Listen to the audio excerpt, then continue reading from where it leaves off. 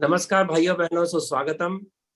I had done a program a couple of days back on Karnataka, which people think is only Bangalore, only IT. So you would have got a new taste about what Karnataka is. In the series today, I have got Madhya Pradesh. Madhya Pradesh, which is a second largest state in India, even after Chhattisgarh was hied off from Madhya Pradesh. It is one of the oldest areas of Bharat. It is the oldest culture, history, traditions, and art. Despite this, if you talk of Madhya Pradesh, there is no distinct identity like the boisterous Punjabis or khane pine wala Gujaratis, and Shaurya Gatha of Marathas. What exactly Madhya Pradesh is? This has brought me to today's discussion. यदि आप किसी को अगर मध्य प्रदेश के बारे में आप सोचेंगे तो पता चलता है कि टेस्टलेस, ओडरलेस, कलरलेस ऐसा कुछ है क्या? ऐसा मेरे मन में आया तो मैंने एक पैनल इकट्ठा किया है। काफी दिनों से चर्चा चल रही थी, आज उसकी हम चर्चा की शुरुआत करेंगे। तो मैं पैनलिस्ट का परिचय करवा दूं। सबसे पहले doctor Shobha Jain. Doctor Shobha Jain youngest and the most educated in this group. BCom है, एमए हिंदी में, पीएचडी हिंदी में, एडिटर है, राइटर है और संपादकीय कॉलम लिखती हैं जनसत्ता, दैनिक जागरण, राजस्थान पत्रिका, स्वदेश इत्यादि में। कई पुस्तकों का संपादन किया है, कई रिसर्च पेपर्स का संपादन किया है, विद्यालय विश्वविद्यालय में पढ़ाती हैं और आकाशवाणी में भी चर्चाओं पे दूरदर्शन में जाती हैं। इनका मुख्य जो शौक है, जो मुख्य इनकी इच्छा है बात करने की, वो कला कल्चर वगैरह पर है। स्वागत है शोभा जैन जी का। नमस्कार, आभार आप सभी का और सादर प्रणाम आप सभी को। मध्य प्रदेश के रूप में अतुल्य भारत का हृदय। मैं सबका परिचय करवा दूं पहले। और दूसरे हैं दीपक शर्मा जी। दीपक शर्मा जी बीटेक हैं, एमबीए हैं और विजिटिंग फैकल्टी हैं बिजनेस स्कूल्स में, यूनिवर्सिटीज में, बिजनेस के इंटरनेशनल बिजनेस पर।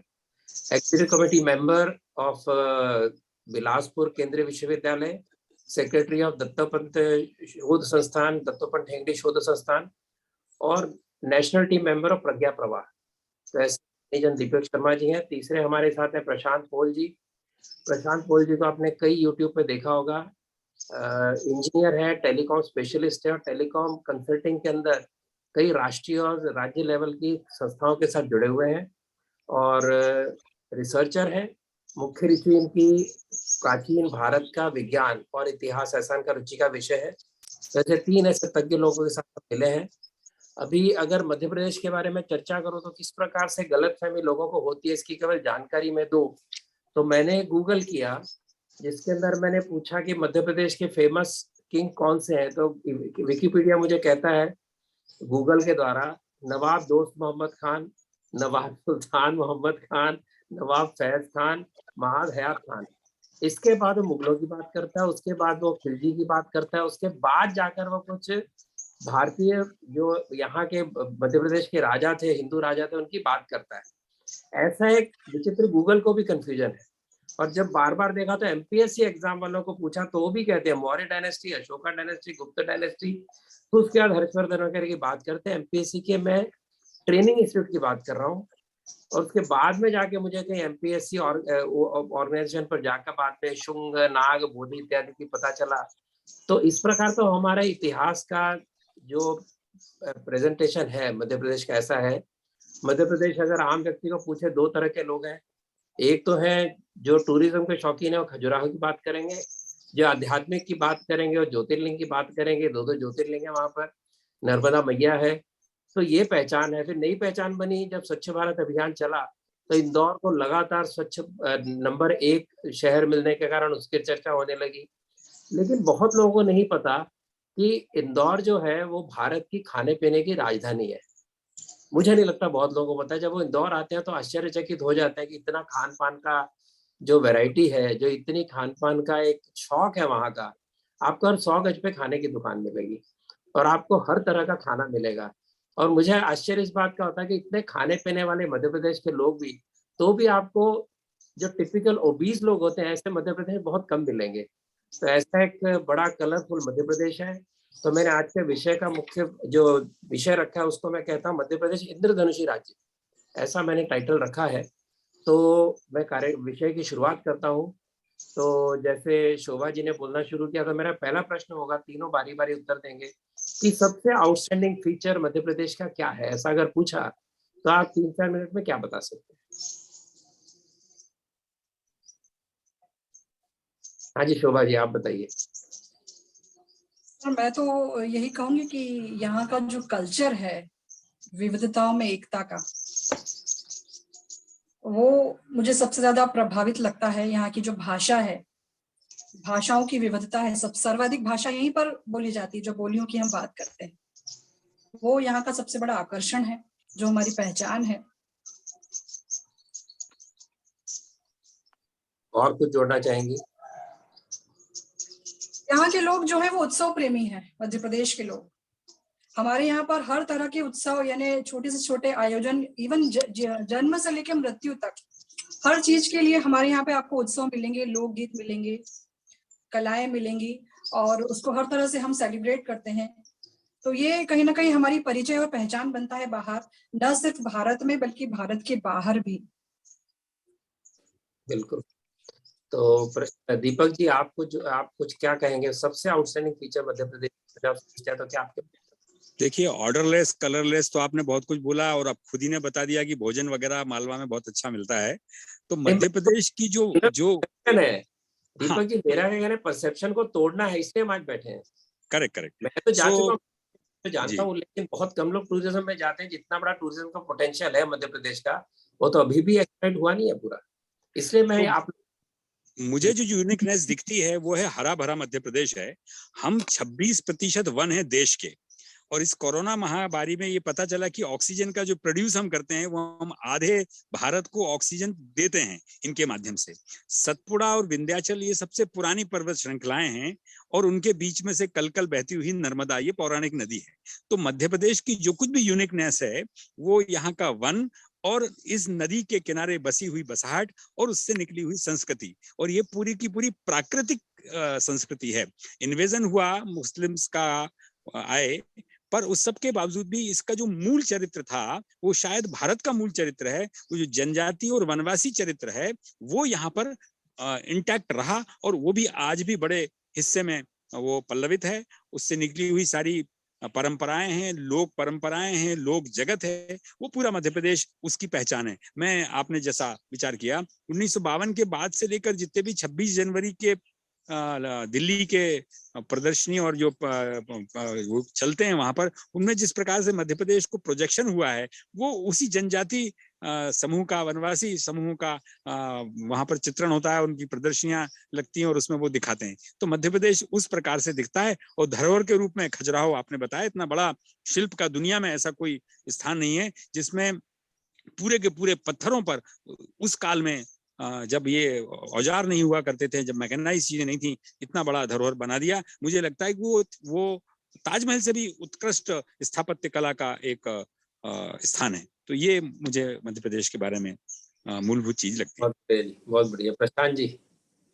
हाँ, आपने ठीक कहा रतन जी की ये जब मेरा आवाज आ रहा है? बिल्कुल फर्स्ट क्लास। हाँ जी। तो ये जो अपने मध्य प्रदेश की एक विशेषता है, और दीपक जी ने ठीक कहा कि मध्य प्रदेश कहा तो सबसे पहले सामने आता है नर्मदा मैया, नर्मदा नदी।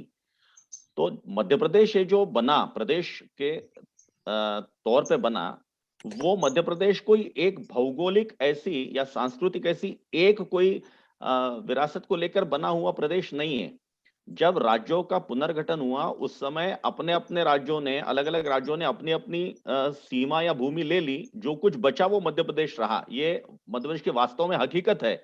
इसलिए मध्य प्रदेश को बैठे हुए ऊंट के जैसे पहले कहते थे, उसमें से नीचे का हिस्सा छत्तीसगढ़ निकल गया, लेकिन अगर ऊपर का भी आप हिस्सा देखेंगे तो बहुत कुछ उत्तर प्रदेश, मध्य प्रदेश बीच बीच में चलता है। ऐसा ऐसा एक थोड़ा विचित्र प्रकार का आकार है। लेकिन जैसा दीपक जी ने ठीक कहा कि जनजातीय यहाँ की पहचान है, उसमें मैं दो बातें कहना चाहूंगा। एक मतलब यहाँ का जो गोंडवाना प्रदेश है, गोंडवाना प्रदेश मतलब गोंडवाना एक क्षेत्र हम मानते हैं वनवासियों का, जिसमें गोंड है, बैगा है, कोरकू है, बहुत से इस प्रकार के जनजातीय लोग रहते हैं।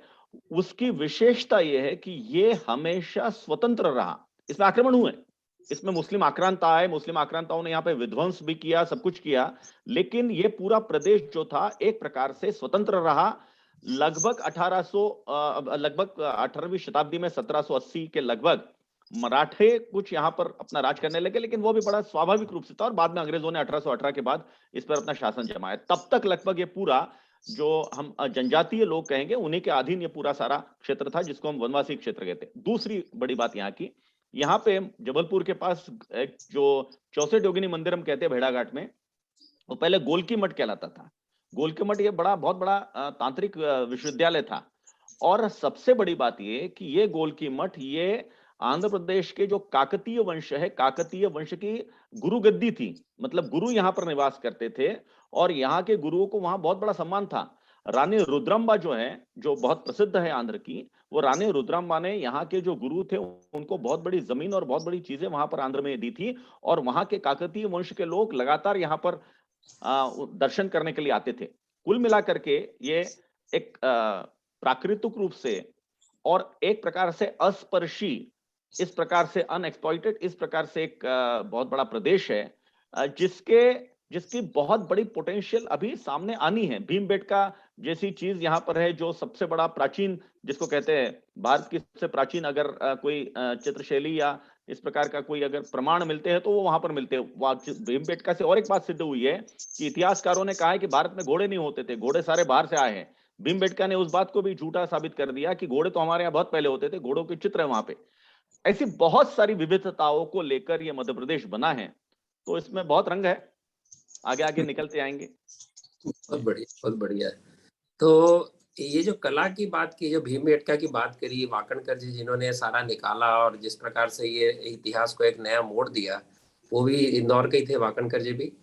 और तो अगर थोड़ा इसको आगे लेकर जाए तो इसके अंदर और आप क्या जोड़ना चाहेंगी शोभा जी? ये जो ये पुरातत्व का इतना पुराना क्षेत्र है ये, और सबसे पुराने लैंडमार्क कह सकते हैं इसको हम, इन दक्षिण से निकलते हुए इस तरफ आएंगे तो सबसे पुराना लैंडमार्क, सबसे पुराने यहाँ के जंगल, और जैसे भीमबेटका की बात की, और भी यहाँ पे कुछ ऐसे जो यहाँ की आर्कियोलॉजिकल इम्पोर्टेंट बात है, उसके बारे में कुछ कहेंगे आप?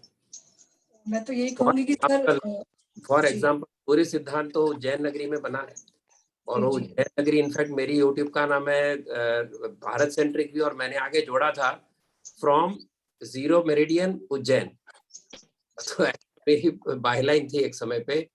तो उसके बारे में आप कुछ बताना? मैं तो यही कहूंगी कि सर, जो हमारा मध्य प्रदेश है, यहाँ के जो जैन तीर्थ है और यहाँ पे जो जैन साधु हुए हैं, जितने भी साधु हुए हैं, और तीर्थांकन की भी बात करें तो हर तीर्थांकन यहाँ से होकर गुजरा है। जो 24 तीर्थांकन है, उन 24 में से ऐसा कोई तीर्थांकन नहीं जिसके चरण यहाँ मध्य प्रदेश में न पड़े हों।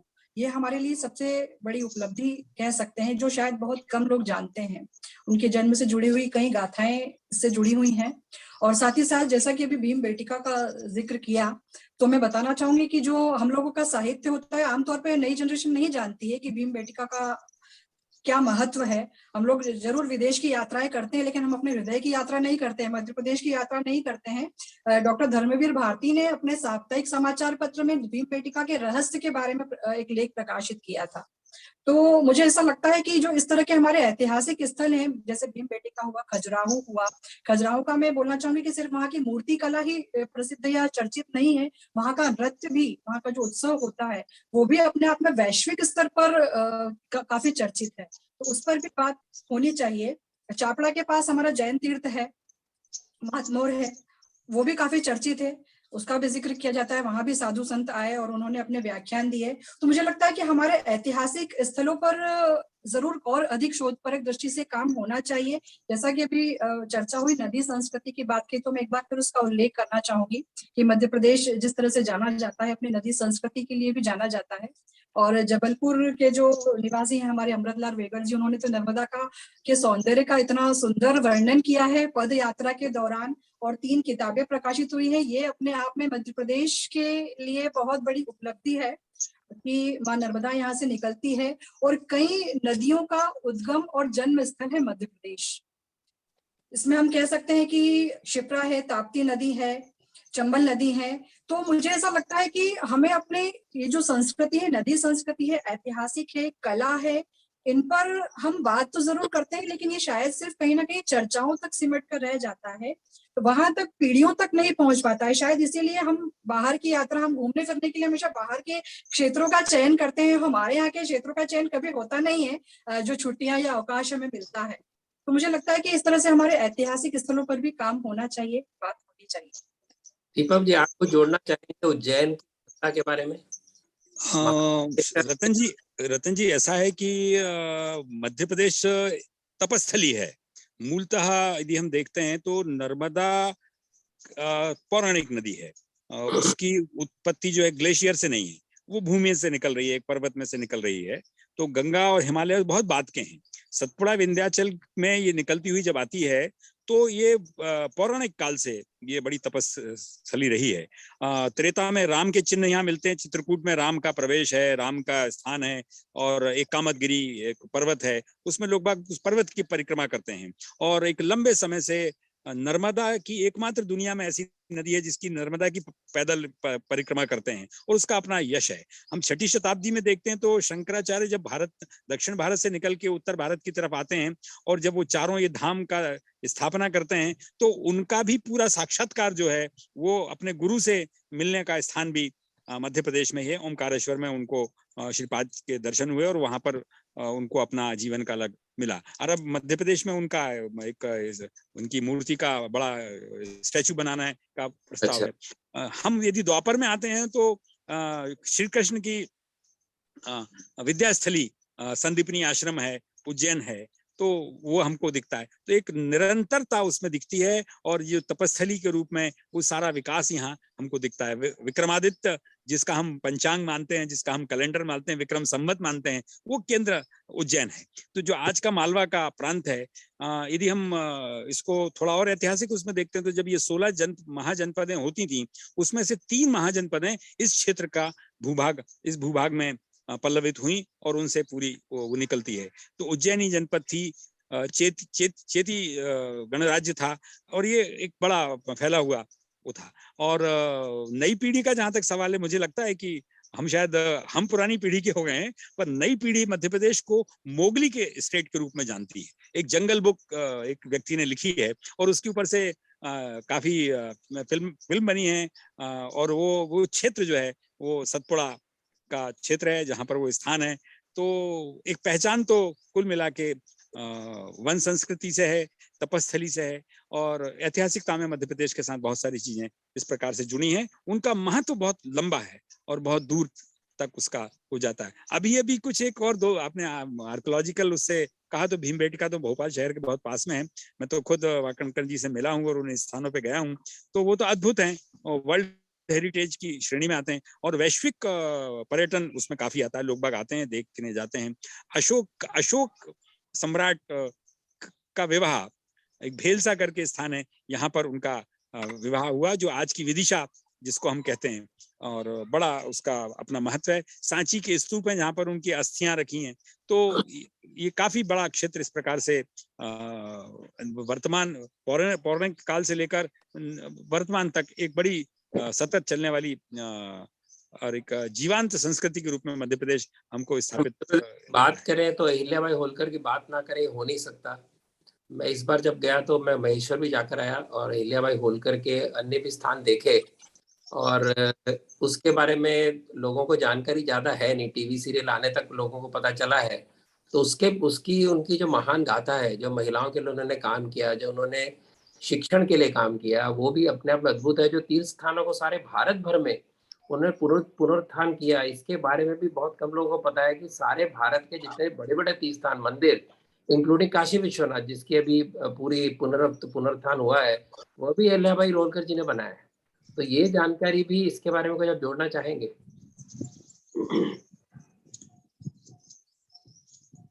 अहिल्या जी जो हैं वो मध्य प्रदेश में इस प्रकार के, जब दुनिया में महिलाओं के साथ अत्याचार होते थे, उनको वोटिंग राइट्स भी नहीं थे, अहिल्या जी तो श्रेष्ठतम शासक के रूप में वो हैं, और उन्होंने वो शासक धर्म का निर्वहन किया है कि वैसी उदाहरण दूसरा नहीं मिलता है। और धार्मिकता का आपने बताया कि उन्होंने देश में अनेकों स्थानों पर धार्मिक पुनरुत्थान किए। काशी विश्वनाथ में तो अभी जब प्रधानमंत्री जी ने उस कॉरिडोर का लोकार्पण किया तो वहां पर उनकी मूर्ति लगाई। वह न केवल काशी विश्वनाथ है, सोमनाथ का मंदिर भी जो बना है उसमें जब इन्वेजन हुआ और उसको इतनी बार तोड़ा, हर बार इस प्रकार से आया और अंतत्वगत तो उसका जो स्वरूप दिया वो अहिल्याबाई होलकर ने दिया। तो अहिल्या जी का केंद्र जरूर महेश्वर था, पर वो पूरे बड़े भूभाग पर उनका वो रहा है। और एक महिला होते हुए जो इतना अच्छा प्रशासन, एक राज्य व्यवस्था उन्होंने संभाली, वैसा यहाँ पर मध्य भारत में, मध्य प्रदेश के इस पूरे क्षेत्र में रानी लक्ष्मीबाई हमको एक दूसरा नाम उनके समतुल्यता में दिखता है। इसी प्रकार से रानी दुर्गावती जो एक वनवासी क्षेत्र से आती हैं, उन्होंने बड़े उस पर कार्य किया है। ऐसी रानी कमलापति। तो महिलाओं का मध्य प्रदेश के पूरे क्षेत्र में बड़ी भूमिका रही है और वो राजपाट से लेकर संघर्ष तक और युद्धों तक उन्होंने उसका कौशल का प्रदर्शन किया है। अहिल्या जी उनमें सर्वोपरि हैं। प्रशांत जी, फिर मैं आऊंगा जो विषय मैंने रखा कि जो सूर्य सिद्धांत का जन्म हुआ और जो उज्जैन का महत्व है एस्ट्रोनॉमी में, उसके बारे में कुछ लोगों को आप बताएंगे तो अच्छा लगेगा। जी बिल्कुल। उज्जैन का प्राचीन नाम हम सभी जानते हैं अवंतिका था और अवंतिका नाम से ही ये जाना जाता था। और आज हम ग्रीनविच मीन टाइम की बात करते हैं आज, लेकिन यह संकल्पना नई नहीं है, यह संकल्पना बहुत प्राचीन है, पुरानी है। हमारे प्राचीन ऋषि मुनियों ने जिस पद्धति से सारे खगोल शास्त्र का और सारे पृथ्वी का उस समय अध्ययन किया था, मैं कुछ हजार वर्ष पहले की बात कर रहा हूं, जो प्रमाण अपने को मिलते हैं उसके अनुसार, तो आज जिसको हम ग्रीनविच मीन टाइम कहते हैं, उस प्रकार की मध्य की रेखा यहाँ इंदौर से होकर गुजरती थी, ये उज्जैन से होकर गुजरती थी और उज्जैन को मध्य बिंदु माना जाता था। तो उज्जैन से ये मध्य वाली रेखा और ये कर्क रेखा और इनका मिलाप, इसलिए उज्जैन का महत्व सभी दृष्टि से बहुत ज्यादा था। इसलिए मुगल शासन में भी जयपुर के राजा जयसिंह ने वहां पर जंतर मंतर बनाया, 5 जंतर मंतर बनाए, जिसमें उज्जैन का जंतर मंतर आज भी बहुत अच्छे, काफी अच्छे इस पे है। और चूंकि वो जंतर मंतर कोई नया नहीं है संकल्पना, क्यों जब तक ये बना है तब तक तो विश्व में और जगह भी था, लेकिन ये चूंकि मेटल से बनाया नहीं है, ये बाकी सिविल कंस्ट्रक्शन बाकी से बनाया है, तो इसलिए उसकी एक्यूरेसी बहुत ज्यादा है। और आज भी मतलब जिस समय महाराज जयसिंह ने ये बनाया था, उसके पहले मतलब उस समय का ये बहुत आधुनिक प्रकार का एक कालमापन यंत्र और बाकी सारे प्रयोग हम उस पर कर सकते थे, ऐसा था। उज्जैन सिर्फ इसी के लिए नहीं, खगोल शास्त्र के लिए नहीं, तो उज्जैन पूरे ज्ञान की राजधानी थी। और सिर्फ मध्य प्रदेश नहीं तो पूरे देश के ज्ञान की राजधानी वो थी। और ज्ञान नहीं तो ज्ञान के साथ कला भी थी। कालिदास यहीं के हैं, कालिदास ने मेघदूतम लिखा, वो यहीं पे लिखा, मृच्छकटिकम और बाकी सारे भी यहीं पे लिखे, ऐसा कहा जाता है। और उसके बाद भी उज्जैन की अगर परंपरा हम देखें तो उज्जैन की परंपरा ज्ञान के क्षेत्र में आगे भी बहुत ज्यादा है और सारे अनेक राजाओं ने उसको राजाश्रय भी दिया है। और इसीलिए ये जो ज्ञान की परंपरा, मैंने जबलपुर के गोल की मठ का उल्लेख किया, तो मैं तो जो उज्जैन के बारे में तो बहुत लोग जानते हैं, गोल के मठ के बारे में कुछ जानकारी भी नहीं है। और जो वहां पर उत्खनन में आंध्र प्रदेश में जो कुछ मिले साधन और या शिलालेख मिले, उसके अनुसार लोगों को पता चला कि ये गोल के मठ नाम की कोई चीज थी जबलपुर में और काकतीय वंश की वो गुरुगद्दी थी वगैरह। कुल मिलाकर के मध्य प्रदेश की जब बात करते हैं तो प्राचीन, चाहे प्राचीन केमिस्ट्री है, फिजिक्स है, ज्योग्राफी है, प्राचीन खगोल शास्त्र है, ज्योतिष शास्त्र है, इन सब के अध्ययन और सब में एक प्रकार से जिसको कहते हैं कि हम हमारे इसमें उसकी एक कमांड थी, वो मध्य प्रदेश में मिलती है। राजा भोज ने जो एक पुस्तक का संकलन किया, उसके अनुसार जो भोज का जो भोपाल का आज का बड़ा तालाब बनाया, ये सारा इस बात का प्रमाण है कि उस समय भी ज्ञान परंपरा जीवित थी। मुगलों का आक्रमण हो चुका था, मुसलमानों का आक्रमण हो चुका था, उसके बाद भी ये ज्ञान परंपरा जीवित कुछ अनुपात में थी और उसका पालन करते हुए बहुत सारी चीजें। राजा भोज की बात की तो भोपाल के पास जो मंदिर है अधूरा रह गया है, वहां पर मैं आश्चर्यचकित रह गया था कि चट्टान के ऊपर पूरी वो आर्किटेक्चर की ड्राइंग्स बनी हुई है। जी जी, दीपक जी उसके बारे में बता सकते हैं, बहुत अच्छा। वो बहुत अच्छा आपने विषय निकाला है, वो इंजीनियरिंग के पाठ्यक्रमों में है। वहां पर ले जाके विद्यार्थियों को दिखाते हैं कि जो आप ड्राइंग बनाते हैं, वो ड्राइंग वहां पर किस तरीके से पत्थर पर उकेरी गई है और उसके बाद उसका निर्माण वहां किया गया है। वो अधूरा रह गया, परंतु बहुत अद्भुत स्थान है वो। और उसका नाम भोजपुर है, उस काल में वो बना था जी। बिल्कुल बिल्कुल। आपको जोड़ना चाहेंगे प्रशांत जी, कुछ आप बात कर रहे थे, मैंने टोक दिया। एक चीज पूछना चाहूंगी, प्रशांत जी ने जो अभी काल मापन यंत्र के बारे में कहा, मैं थोड़ा सा उसके बारे में और जानना चाहूंगी सर, थोड़ा सा और विस्तार में थोड़ा और बताएं उसके बारे में। ये जो काल मापन यंत्र की जो की जो बनाए वहां पे, जी ये मूलतः अपने मध्य प्रदेश के राजा नहीं बनाए, जयपुर के जो राजा थे सवाई जय सिंह, उन्होंने ये मूलतः ये सारा बनाया। 5 जगह उन्होंने ऐसे काल मापन यंत्र बनाए। तो मूलतः कल्पना ये है कि सूर्य का जो भ्रमण होता है, सूर्य के साथ पृथ्वी का भ्रमण होता है और बाकी ग्रहगोल का भ्रमण होता है, उसकी छाया परछाया और बाकी प्रकार से अलग अलग प्रयोग करके वहां पर काल का मापन हम कितनी शुद्धता के साथ कर सकते हैं, इसका ये प्रमुख है। बाकी घटिका पली वगैरह हमारे यहाँ तो बहुत सारी ऐसी चीजें थी, लेकिन उसमें कितनी शुद्धता है, कितनी एक्यूरेसी के साथ हम काल का मापन कर सकते हैं, उसके लिए वो जंतर मंतर वहां पर उन्होंने बनाया। तो वो जयपुर में भी है, दिल्ली में भी है, काशी में भी है, लेकिन आज भी उज्जैन का काफी कुछ वहां पर बना हुआ है, बहुत ज्यादा खराब परिस्थिति में नहीं है। मूलतः बात यह है कि जिस समय ये सारा उन्होंने बनाया था, उसके बाद विदेश के भी लोग काल मापन खगोल शास्त्र सीखने के लिए उज्जैन आते थे। ये बहुत इसमें अच्छी बात है और बड़ी बात है। और अवंतिका को उस समय ज्ञान की राजधानी के रूप में एक सम्मानित ऐसी नगरी थी, इसलिए उसका महत्व और ज्यादा बढ़ता है। मतलब कुंभ वगैरह तो था ही 6-6 वर्षों में आने वाला, लेकिन उसके साथ ये भी सारी चीजें उसके साथ जुड़ी हुई थी, इसलिए उज्जैन का महत्व उस समय बहुत ज्यादा था। बहुत बढ़िया। इसमें एक चीज और जोड़ना चाहिए रतन जी जी, जी जी। अभी नई पीढ़ी के हिसाब से उज्जैन के बिल्कुल पास में एक स्थान है डोंगला, वो पॉइंट बता है उज्जैनी, वो पॉइंट है पूरी दुनिया का केंद्र, और उसमें नासा के लोग आए हैं, भारत सरकार का डीएसटी जो है department of science and technology, वो और मध्य प्रदेश सरकार का विज्ञान एवं प्रौद्योगिकी परिषद, इन तीनों ने मिलकर वहां पर एक बड़ा केंद्र अभी समय को लेकर खड़ा कर रहे हैं, और दुनिया की पूरी समय की काल गणना का एक बड़ा केंद्र आने वाली पीढ़ियों के लिए और वैज्ञानिकों के लिए वो वहां पर विकसित हो रहा है। म्यूजियम बन रहा है टाइम से रिलेटेड, और काफी बड़ा क्षेत्र वहां पर इस प्रकार से विकसित हो रहा है कि ये दुनिया का केंद्र है और यहीं से पूरी काल की गणना का प्रारंभ हुआ है। और राजा जयसिंह ने इसको जैसे पूरी वेधशालाएं बनाई थी, वो उन वेधशालाओं में से एक वेधशाला यहाँ बनी थी उज्जैन में, पर अब इसका महत्व आने वाले समय में बहुत बढ़ने वाला है। बहुत बढ़िया जी। मैं एक बात जोड़ना चाहता हूँ, क्योंकि राजा भोज का उल्लेख हुआ है, तो सम्रांगण सूत्रधार के बिना राजा भोज अधूरे हैं, ऐसा मुझे लगता है। या सम्रांगण सूत्रधार ये उन्होंने लिखी हुई पुस्तक नहीं है, लेकिन उन्होंने उस समय के सारे ज्ञान भंडार को, ज्ञान कोश को इकट्ठा करके एक प्रकार से संकलन करके, और कुछ चीजें अपनी भी उन्होंने डाली है, ऐसा करके सम्रांगण सूत्रधार ये एक ग्रंथ लिखा है। ये ग्रंथ क्या है? तो ये ग्रंथ एनसाइक्लोपीडिया है। दुर्भाग्य से हमारे देश में सम्रांगण सूत्रधार पे ज्यादा रिसर्च नहीं हुआ है, बाहर के देशों में हुआ है। बाहर के अनेक देशों में सम्रांगण, तो अब जब रेफरेंसेस देखते हैं तो उसका अंग्रेजी में रेफरेंसेस ज्यादा मिलते हैं, बाकी भारतीय भाषाओं में, मतलब भारतीय लेखकों के रेफरेंसेस तुलना में कम है, बाकी लोगों ने उसमें बहुत ज्यादा काम किया है। तो इसमें क्या था, सम्रांगण सूत्रधार में चित्र है, शिल्प है, जल व्यवस्थापन है, खेती है, एक मतलब एग्रीकल्चर है, ये जीवन के अलग अलग प्रकार की विधाओं को पूर्णतः शास्त्रीय रूप से किस प्रकार से परिभाषित किया जा सकता है, किस प्रकार से बनाया जा सकता है, किस प्रकार से उसका काम होता है, ये सारा उसमें दिया गया है। ये बहुत अच्छा एनसाइक्लोपीडिया है अगर अभ्यास करना है तो। बहुत ही बढ़िया जी, क्योंकि हम तो मैकियावेली पढ़ते हैं, हम बाहर की किताबें पढ़ते हैं, भारत की तो चाणक्य का भी अर्थशास्त्र बड़ी मुश्किल से बाहर आया था। अभी आपने सम्रांगण सूत्र बताया, ये भी बाहर आएगा अभी धीरे धीरे, और आशा है हम अपने शास्त्र पर अधिक विश्वास करेंगे, अधिक उस पर चर्चा करेंगे, अधिक उस पर रिसर्च करेंगे। केवल जो बाहर से आया उसी को बार बार दोहरा के अपने पीएचडी और अपने ज्ञान के भंडार नहीं बनेंगे, ऐसा मैं मानता हूँ।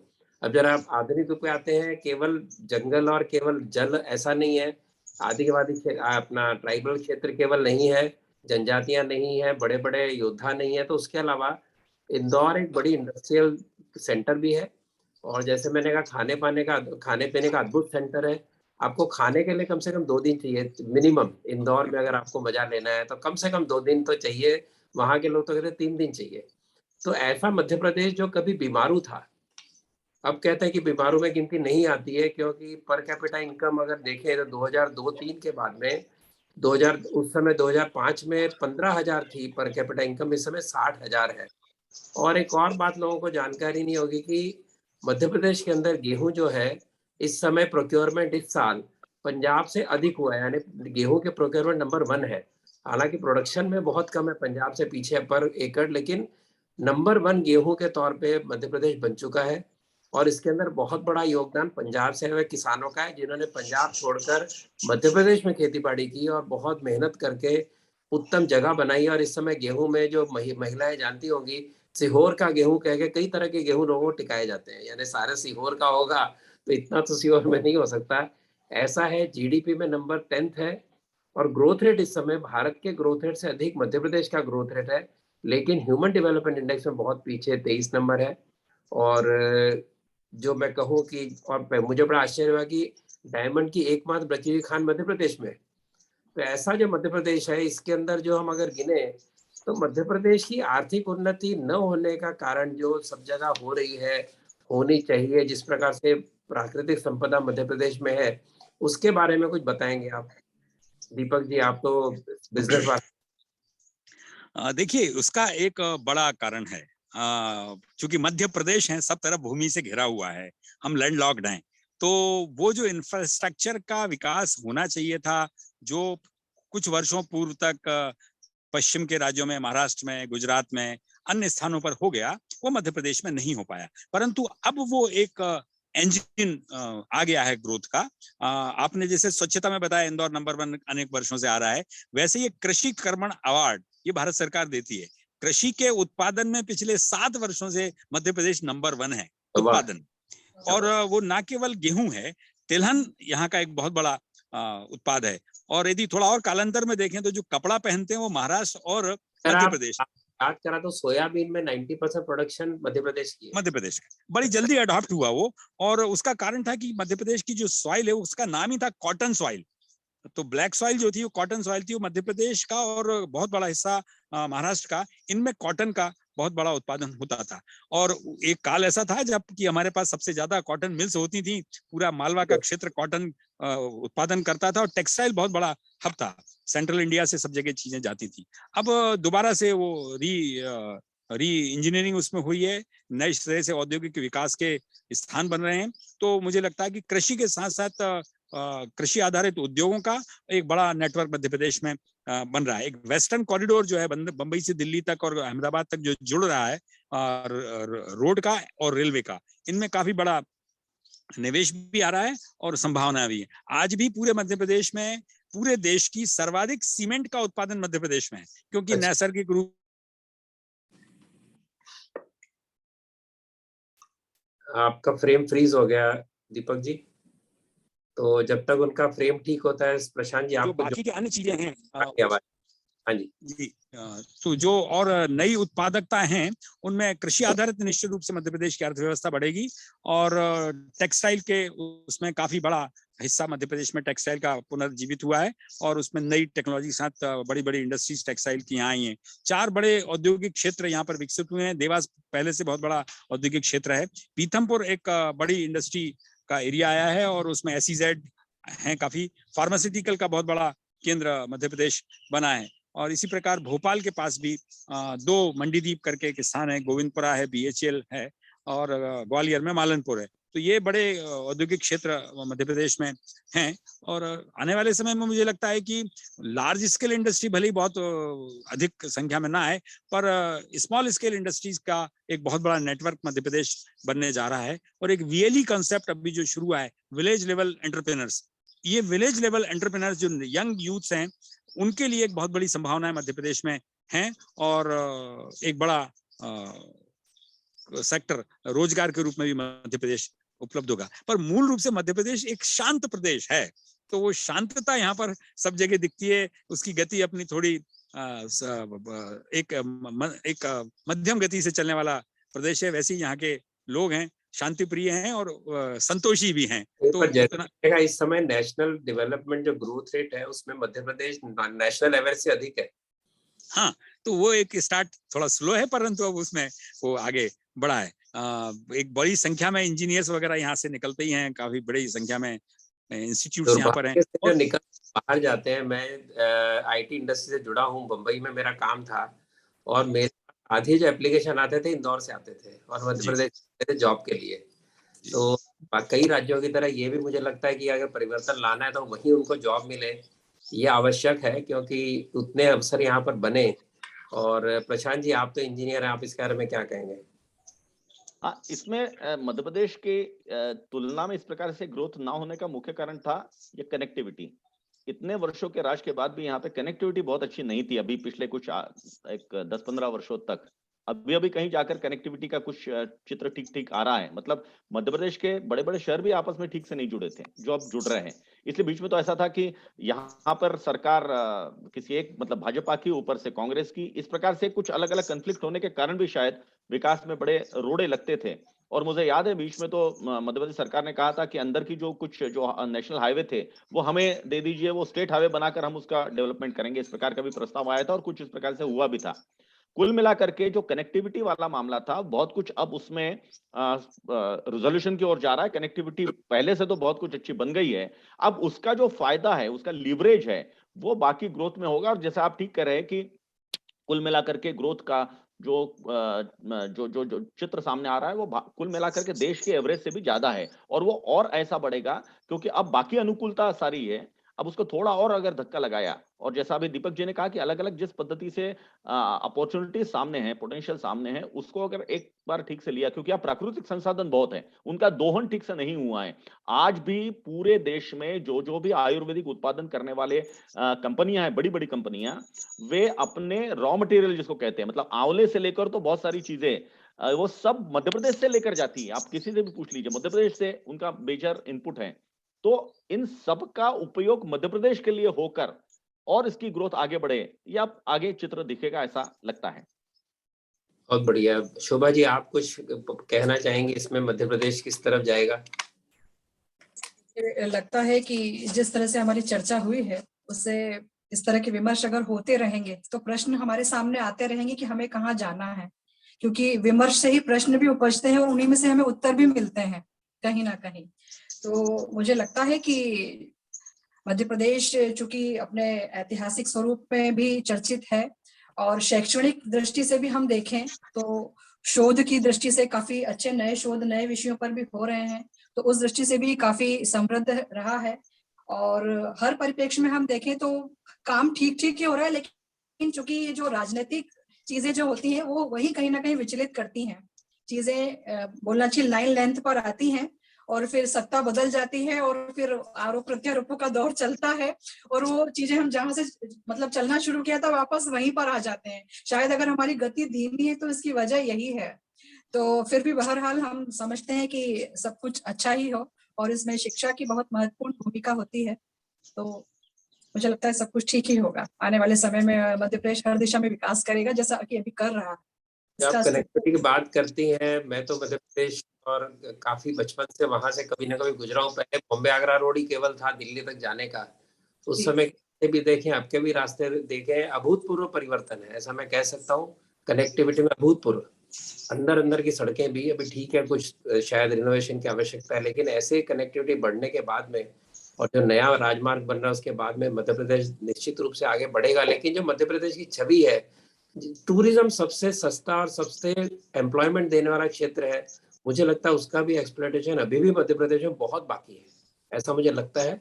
तो आशा इसके ऊपर भी आगे काम होगा। तो आखिरी 1 मिनट अपने अपने रिमार्क्स देना चाहे दीपक जी। एक बात जो कहीं मैं इंटरप्ट करना चाहूंगी कि 2 वर्ष पहले हमारी जो प्रशासन है उसने 300 करोड़ रुपए टूरिज्म पर खर्च करने की बात कही भी थी।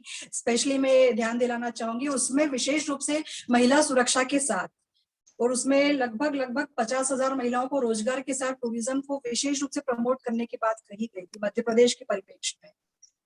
वैसा भी मुझे लगता है कि अपने भारत में टूरिज्म का मतलब सुंदर एडवर्टाइजमेंट, इनक्रेडिबल भारत, अच्छे सुंदर एडवर्टाइजमेंट जो मध्य प्रदेश में आए हैं, लेकिन जो इंफ्रास्ट्रक्चर चाहिए, जो टूरिज्म के लिए आसानी से जाना आना, होटल की व्यवस्था, वहाँ के रहने की व्यवस्था, घूमने की व्यवस्था, वो जब तक नहीं बनती और जब तक लोगों को प्रशिक्षण नहीं देता, तब तक क्या होता है कि वो केवल नारे लगते हैं, सुंदर एडवर्टाइजमेंट बनते हैं, उसका जमीन पे असर कम दिखता है, ऐसा मेरा हो रहा है।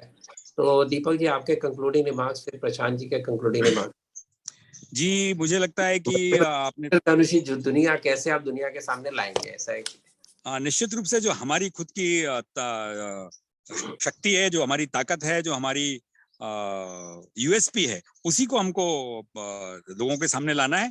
और टूरिज्म निश्चित रूप से अनएक्सप्लोर्ड है और कम एक्सप्लोर्ड है, इतना सब कुछ होने के बावजूद। तो उसमें कनेक्टिविटी उसका एक बहुत बड़ा फैक्टर है, ट्रेन स्टाफ उसका फैक्टर है। एक हॉस्पिटलिटी इंडस्ट्री पूरी की पूरी यहाँ पर बड़े स्तर पर डेवलप होने की आवश्यकता है, पर उसका आधारभूत ढांचा है। मतलब भीमबेटी का आना है तो वो भीमबेटी का पहले से यहाँ पर है। सतपुड़ा विंध्याचल के जो पर्वत हैं, कान्हा का जो फॉरेस्ट है, मोगली की जो लैंड है, खजुराहो के जो टेम्पल है, ये हमने नहीं बनाए हैं, ये तो हमारे पूर्वजों की पूरी प्राकृतिकता से और पूर्वजों के द्वारा बनाए गए। हम उनको सपोर्ट। मांडू और ओरछा की बात करना भूल गए। जी मांडू है, ओरछा है, ये सारे मतलब स्थान तो बहुत हैं। लता मंगेशकर हैं, किशोर कुमार हैं, कवि प्रदीप हैं। तो ये एक पूरा हमारी विरासत है, उसको एक नए लेवल पर ले जाने के लिए एक बड़े टॉर्क की आवश्यकता है। और शायद मध्य प्रदेश उस दिशा में आगे बढ़ेगा ही। और वो हृदय की जो इम्पोर्टेंस पूरे शरीर के लिए होती है, वैसी इंपॉर्टेंस मध्य प्रदेश की है। वो सब जगह उस प्रकार का संस्कृति का प्रवाह हृदय से होगा, हम इस प्रकार की कामना रखते हैं। बहुत बढ़िया। प्रशांत जी, आपके कंक्लूडिंग रिमार्क्स। जी हाँ, जैसे मैंने कहा कि मध्य प्रदेश जब बना उस समय मध्य प्रदेश में कोई कोहेसिवनेस इस प्रकार की नहीं थी। अलग अलग क्षेत्रों को चूंकि बाकी प्रांतों ने ले लिया, बचा हुआ मध्य प्रदेश था, ऐसा पहले का चित्र था। तो उसमें एक प्रकार से प्रादेशिक कोहेसिवनेस जो होनी चाहिए वो बनने में काफी समय लगा और पिछले 10-15 वर्षों में उस पर ज्यादा काम हुआ। उसके कारण एक प्रादेशिक अस्मिता तो मैं नहीं कह सकता, लेकिन प्रादेशिक कोहेसिवनेस, एक प्रदेश मिलकर कुछ हम करना चाहेंगे, इस प्रकार की जो भावना बनी है वो अब आगे जा रही है। और उसके कारण बहुत सारी चीजें हो रही है।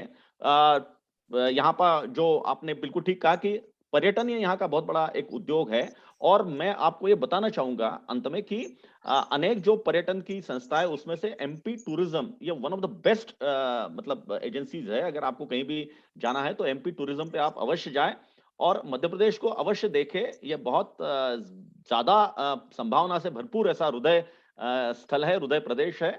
आप सबका स्वागत है, अवश्य इस मध्य प्रदेश को सबने देखना चाहिए। बहुत बहुत धन्यवाद जी, बहुत आनंद आया, बड़ा अच्छा लगा मध्य प्रदेश की बातें करते सुनते। और आशा है कि लोग ये सुनने के बाद में और उत्साह से मध्य प्रदेश की ओर बढ़ेंगे और मध्य प्रदेश को नई दृष्टि से देखेंगे। मुझे बहुत आवश्यक लगा, इसलिए आप सभी का बहुत बहुत धन्यवाद। नमस्कार। धन्यवाद। धन्यवाद आपका।